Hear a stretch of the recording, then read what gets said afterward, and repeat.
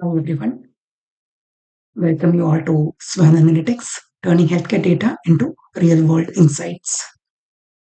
It's a hidden job market in healthcare data analytics, healthcare data science,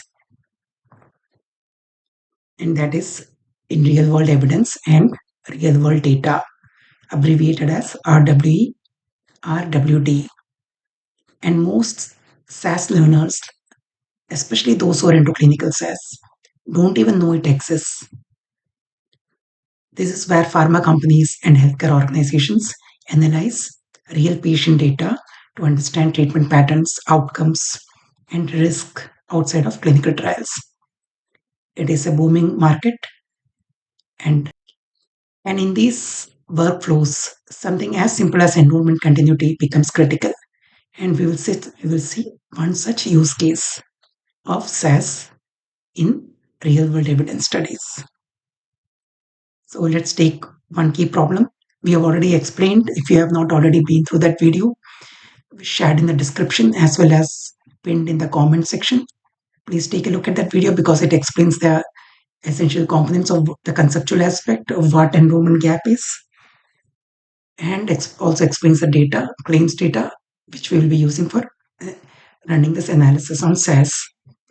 So it's very important that you go through it so that it will help you to prepare for interviews. Now, let's see how we can implement that in SAS. At the same time, we have already implemented it in R language, Python language, and SQL language. So all the three I've already covered.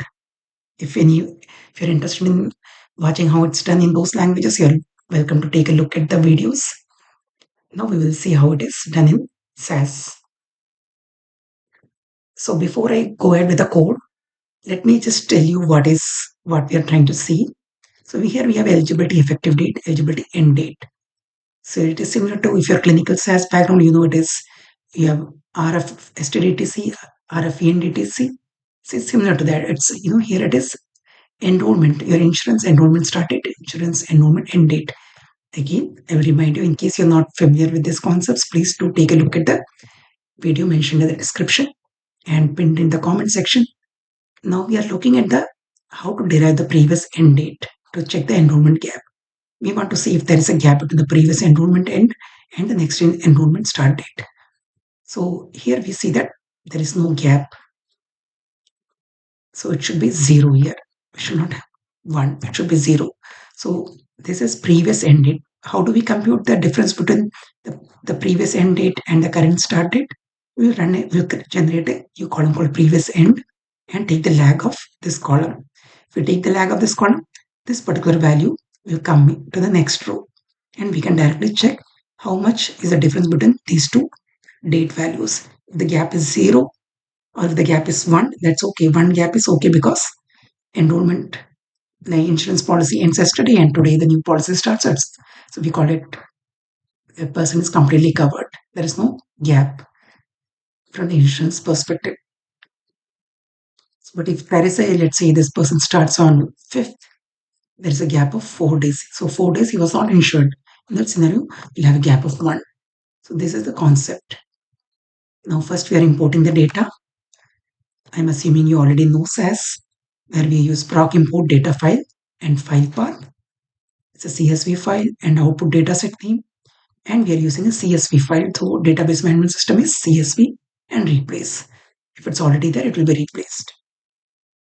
And now we are sorting the dataset. Why we are sorting?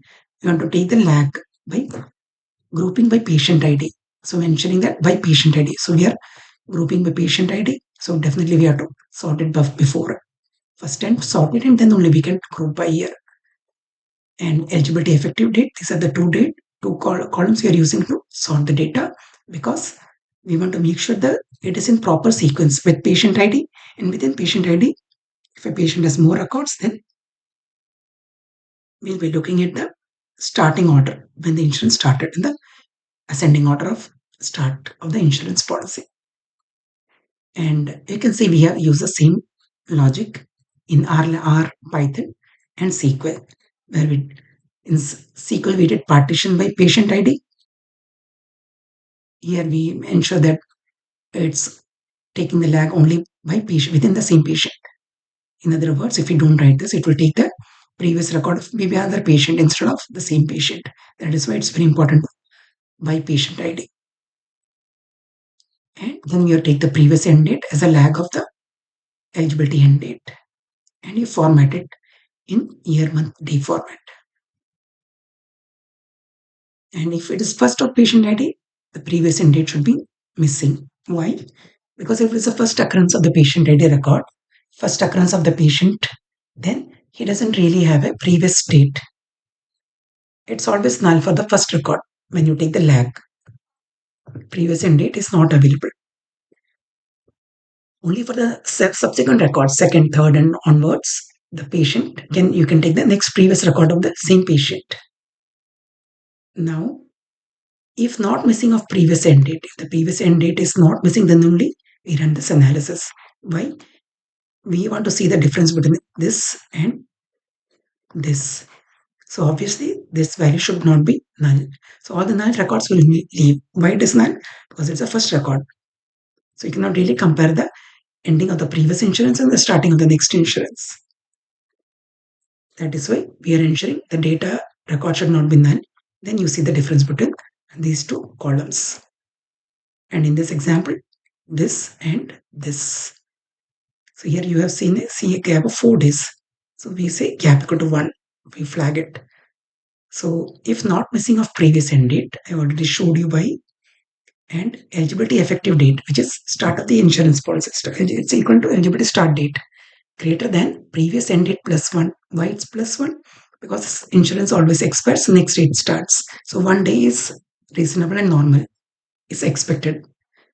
If it is more than 1 day gap, then only we flag it as gap equal to 1, else gap equal to 0. So this is the approach we are using. So let's run this.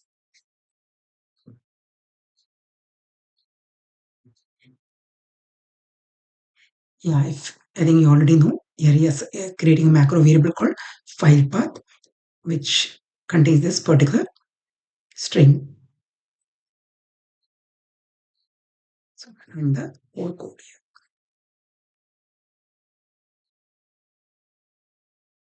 And we can say gap equal to 1. We got the same result.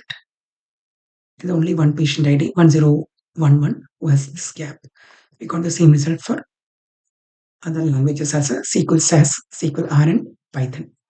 We can check, compare, cross check as well. So that is all about computing the enrollment gaps. Yes, help you understand the concept. Please like and subscribe. If you're preparing for roles in clinical data analytics or real world evidence, RWE, RWD, I also run practical sessions focused on real industry workflows. And in the next video, we will build on this further. Thank you very much.